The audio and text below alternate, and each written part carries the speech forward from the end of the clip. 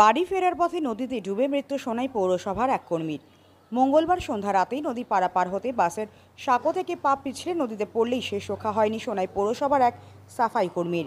জানা গিয়েছে, সোনাই পৌরসভার মিঠুন দাস নামের এক সাফাই কর্মী পৌরসভার ডিউটি শেষ করার পর বাজার করে বাড়ি ফেরার পথে আমজন নদীর ওপর নির্মিত বাসের সাঁকো পার করতে গেলে হঠাৎ পা পিছলে নদীতে পড়ে যান। পরে স্থানীয়রা অনেক খোঁজাখুঁজি করলে ঘণ্টার পর মিঠুন দাসের মৃতদেহ নদী থেকে উদ্ধার করেন। এদিকে গ্রামবাসীর দীর্ঘদিনের দাবি থাকা সত্ত্বেও আজ পর্যন্ত গড়গড়ি পাড় এলাকায় নদীর ওপর পাকা সেতু নির্মাণ করা সম্ভব হয়নি। তাই গ্রামবাসীরা নিজেদের মধ্যে বাঁশের সাঁকো নির্মাণ করে প্রাণের ঝুঁকি নিয়ে নদীরই পারাপার করছেন। আর এতেই ঘটে গেল এই মর্মান্তিক দুর্ঘটনা। এদিকে ঘটনার খবর পেয়ে ঘটনাস্থলে ছুটে যায় সোনাই পুলিশ। পরে মৃতদেহ উদ্ধার করে ময়নাতদন্তের জন্য শিলচর মেডিকেল কলেজ হাসপাতালের মর্গে প্রেরণ করে পুলিশ। এদিকে মর্মান্তিক এই দুর্ঘটনার খবর পেয়ে ঘটনাস্থলে পৌঁছন সোনাই পৌরসভার ভাইস চেয়ারম্যান শেখ শাহরুল আলম ও কাজিরাহর দক্ষিণ মোহনপুর জেলা পরিষদ সদস্য সুফিয়ান লস্কর। তারা হত পরিবারকে সমবেদনা জানিয়ে সরকারি আর্থিক সাহায্য দ্রুত প্রদান করতে সংশ্লিষ্ট বিভাগের কাছে দাবি জানান। পাশাপাশি সেতু নির্মাণের কাজ শীঘ্রই শুরু করার আশ্বাস দেন। আওয়াজ এখানে আইতে নদীর মাঝে অ্যাক্সিডেন্ট হইয়া পড়িয়া মারা গেছে, এটার লাগে আমরা দুঃখ প্রকাশ করিয়া।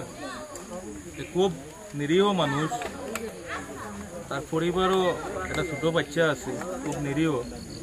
তো আমরা দাবি থাকবো গভর্নমেন্টের কাছে, তার যেটা গভর্নমেন্টের আন্ডারে যেটা প্রাপ্য এটার লাগে আমরা দাবি জানাই যায়। আর পৌরসভা থেকে আমরা বোর্ড মিলিয়ে তারে যেটা করার লাগে আমরা করবো। আর আপাতত ঘটনা দুঃখজনক যদিও হয়, আমরা কর্তব্য তারে আপাতত মেডিকেল নিয়ে পোস্টমর্টম করা। এর লাগিয়া এখানেও যারা প্রতিবাদ করতা এই গ্রামের আমার মন্ডল প্রেসিডেন্ট লইয়া আমার এপি মেম্বারের প্রতিনিধি, তারারে আমি এটলিস্ট বুঝাই আর যে প্রতিবাদ আমরা পরে করব। এই ব্রিজর লাগিয়া যেটা আপনারা যে এটা প্রতিবাদ আছে, অতদিন থেকে ব্রিজটা ওর না, আজ বিগত 8-9 বছর থেকে ব্রিজটা আটটাইল। আজকে হয়তো ব্রিজ যদি কমপ্লিট হইতো আমার মিতুল দাস আজকে মৃত এই অবস্থায় আমি তারে দেখতাম না। তো এটা আমরা প্রতিবাদ করা লাগে। আমরা এখানে জেলা পরিষদও আসেন, হাজিরোর কাপ্তানপুরের, আরো বাদবাকি আমরা যারা আছি, আমার পঞ্চায়েতও আসেন রঞ্জিত সিং।